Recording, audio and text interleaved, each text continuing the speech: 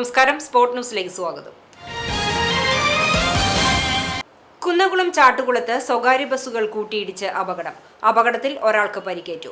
ഇന്ന് രാവിലെ 7:30യോടെയാണ് അപകടമുണ്ടായത്. കുന്നംകുളം ഭാഗത്തു നിന്നും ഗുരുവായൂർ ഭാഗത്തേക്ക് പോവുകയായിരുന്ന സ്വകാര്യ ബസ്സും ഗുരുവായൂർ ഭാഗത്തു നിന്ന് കുന്നംകുളത്തേക്ക് വരികയായിരുന്ന ബസ്സും തമ്മിൽ നേർക്കുനേർ കൂട്ടിയിടിക്കുകയായിരുന്നു. ഇടിയുടെ ആഘാതത്തിൽ ഇരു ബസ്സുകളുടെയും മുൻവശം പൂർണ്ണമായി തകർന്നു. അപകടത്തെ തുടർന്ന് മേഖലയിൽ ഏറെ നേരം ഗതാഗതം തടസ്സപ്പെട്ടു. പരിക്കേറ്റയാളെ കുന്നംകുളത്തെ ആശുപത്രിയിൽ പ്രവേശിപ്പിച്ചു. ഇയാളുടെ പരിക്ക് ഗുരുതരമല്ല. കുന്നംകുളം പോലീസ് സ്ഥലത്തെത്തി തുടർ നടപടികൾ സ്വീകരിച്ചു.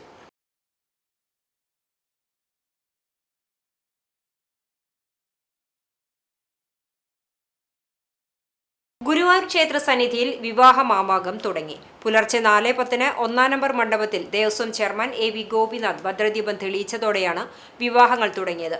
മംഗളവാദ്യത്തിന്റെ അകമ്പടിയിൽ കണ്ണൂർ തലശ്ശേരി സ്വദേശി ആർണവ് മോഹൻകുമാർ, പഴയങ്ങാടി സ്വദേശിനി വിദ്യ ആനന്ദ് രാജിന് താലി ചാർത്തി.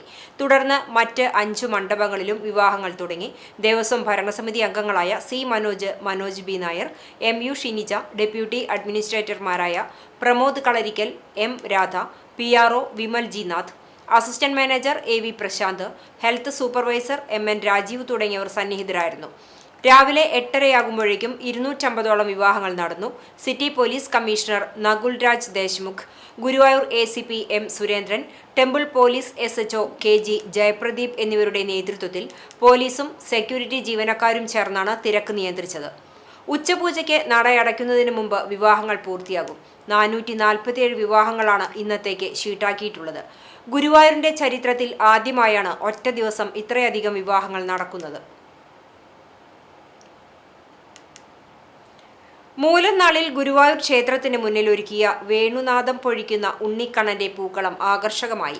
12 അടി നീളത്തിലും 8 അടി വീതിയിലുമായി ദീർഘചതുരാകൃതിയിൽ ഒരുക്കിയ പൂക്കളത്തിലാണ് ഓടക്കുഴലേന്തിയ കണ്ണന്റെ മനോഹര രൂപം ആവിഷ്കരിച്ചിരിക്കുന്നത്. താമരപ്പൂവിന് മുകളിൽ നിന്നാണ് ഉണ്ണിക്കണ്ണൻ മുരളിയൂതുന്നത്. പൂക്കളാൽ തീർത്ത കൃഷ്ണന്റെ ആഭരണങ്ങളും കിരീടവും മാലകളും ഓടക്കുഴലും രൂപത്തിന് കൂടുതൽ മിഴിവേകി. പതിവിൽ നിന്നും വ്യത്യസ്തമായ ദീപസ്തംഭത്തിനരികിലാണ് ഇത്തവണ പൂക്കളം ഒരുക്കിയിരുന്നത്. ക്ഷേത്ര സന്നിധിയിൽ റെക്കോർഡ് വിവാഹങ്ങൾ നടക്കുന്നതിനാൽ ഭക്തരുടെയും വിവാഹ സംഘങ്ങളുടെയും സഞ്ചാരത്തിന് തടസ്സമുണ്ടാകാതിരിക്കാനാണ് പൂക്കളം ദീപസ്തംഭത്തിനരികിലേക്ക് മാറ്റിയത്.